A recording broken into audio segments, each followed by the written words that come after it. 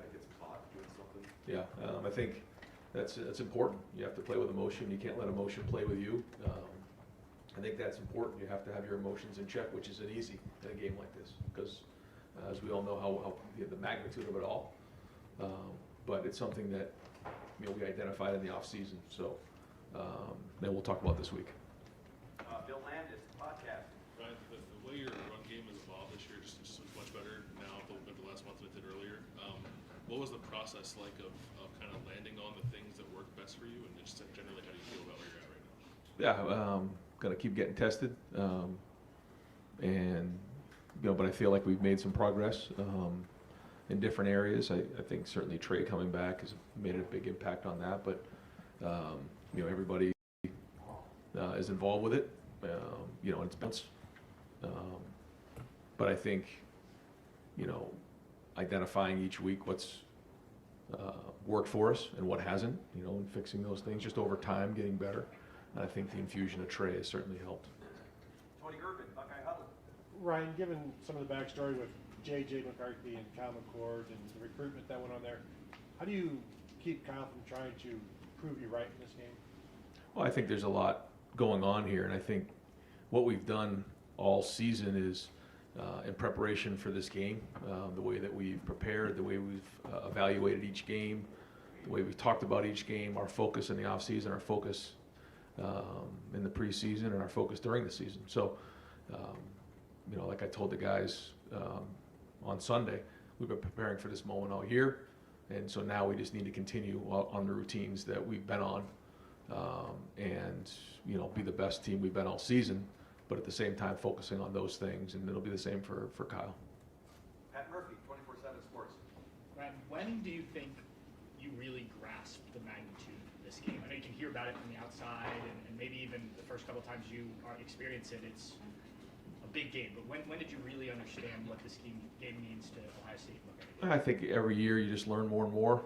I guess that this will be my 6th time in the game, so you learn quickly when you're here, but each year you learn more, and it has more of a significant impact on you as a person, and I think all of our guys, when they come here, whether it's a coach or a player, they're here for one reason, to win that game. And so and I guess every year that you're here, you learn about that more and more. But my youngest daughter doesn't know any other place other than Ohio. So this world means the world to me and my family. Stephen Means, Cleveland.com. McCarthy, the core thing, but when you guys are recruiting quarterbacks, you're looking at multiple people when you're evaluating that. When you're trying to decide who's in the hierarchy on the board and whatnot, are there certain things that you're looking for that maybe separate one guy from another guy? Yeah, oh yeah. I mean, it's not just one thing, but there's a lot that you look at. Leadership, competitiveness, toughness. There's just so many things that you do. And the difficult thing now is starting recruiting at younger ages, and certain guys are being evaluated as freshmen and sophomores, and then you continue to evaluate. And you have guys like Lincoln, who we evaluated his senior year. So, and then you try to compare the best you can.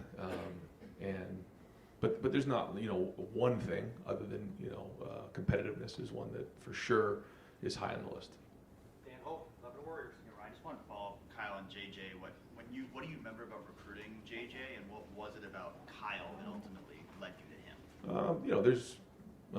There's all kinds of things that lead into recruiting, and JJ was always great. He was very respectful. He was a very competitive player, and got a lot of respect for him as a player and as a person. And during the recruiting cycle, you spend time with different people and different folks, and you learn about people. And again, all my interactions with he and his family were very classy. Nathan Barrett, Cleveland.com. Kind of go back to the concept of the intensity, and I know you've done a good job of avoiding all the other questions we've had about the way that this year's game has been changed. But how is that not personal for you and for the staff this year? And how have, I guess, you just personally tried to put those feelings aside, whatever might be going on there, and focus on the test? Yeah, because I think not that it's easy, but the only thing that matters is this game, is this team, is preparing. The rest of it doesn't matter. So that's what we have to do. We have got to stay disciplined enough to focus on that. And it goes back to the conversation about emotion, letting, emotion of the game and everything get in the way. We can't do that. And every year you learn more and more about this game and the preparation for it. So we're not going to let any of that stuff get in our way in terms of distractions. We're just going to focus on this team, this season, and preparing the best we possibly can. Austin Ward, podcast. Ryan, this is an outside observation, so I don't know if you'll agree with it or not, but going into the game last year, you just seemed pretty uptight to me, and that was very different when you went into the Peach Bowl. I don't know if you've noticed a difference, if that's something you can control consciously, if that's just the pressure of the game. I don't know, but if the team takes the cue from you, is that something that's on your mind, and did you notice a difference for those two games a year ago? I think every year you evaluate what's gone on, and you try to do the best you can to make sure that you fix the things that don't go well and you enhance the things that do go well. I think there was a lot of things that went on, in the game looking back on it, and so you learn from it and you move on. Joey Kaufman, Columbus Dispatch. Ryan, the fact that Kyle has played in a top 10 game at the time at Notre Dame and gone through the experience of a tight, competitive game against Big Ten opponent, what experience did you learn about him from that moment, and how can that help him Saturday, obviously? Yeah, anytime you have experience in a game like this, it makes a big difference, and it's something to go back upon, which is good. He's a very smart player who, understands situations, and when you've been in those type of situations before, you have something to grab onto and refer to when you have a reference point, and I think that all helps in preparation. Did you learn something or take away something from that, seeing him go through that? Yeah, just watching him play and doing it and learning about the things that he excelled at. Clay Hall, WSYX. Seems like this rivalry was built on respect, even in the 10-year war. At the heart of it, Woody and Bo respected each other. Because of what's happened, this investigation,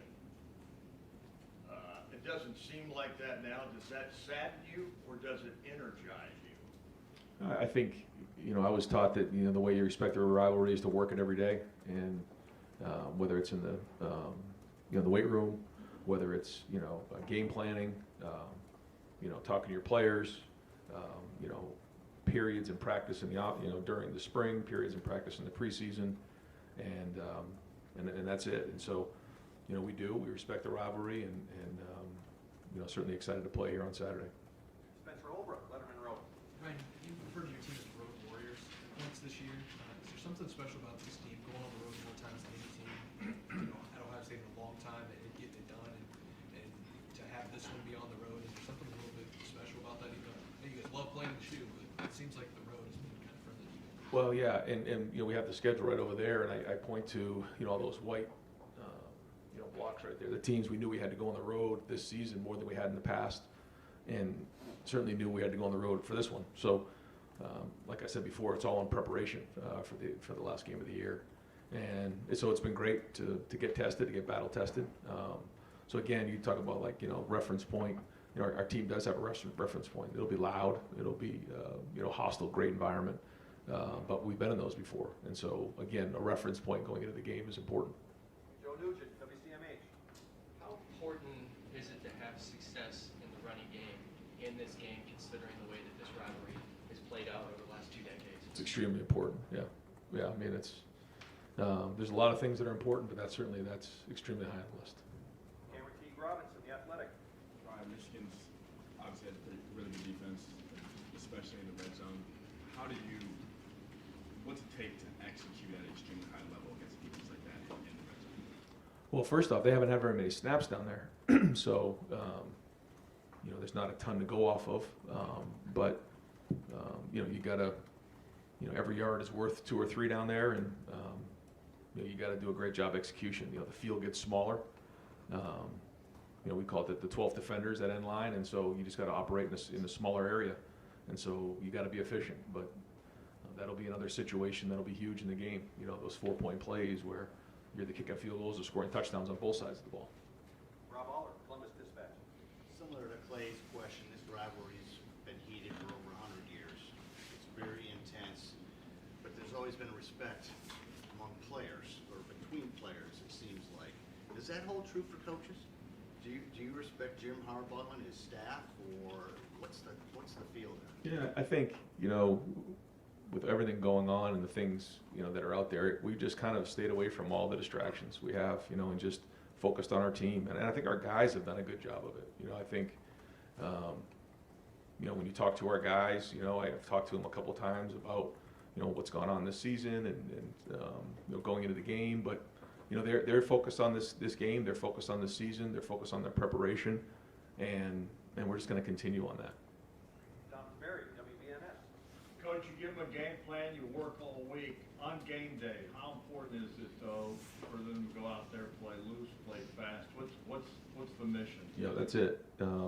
It's our job to give them a good plan, let them go play, and then they can go out there and compete at the highest level, and that's what you want as a coach. So we got to have a good scheme. We got to do a great job with that, but at the same time, we got to allow them to go play, and that's what it comes down to in big games. And it's going to be 4 quarters. It's going to be a battle, and the good news is, again, this is something we've been preparing for all year.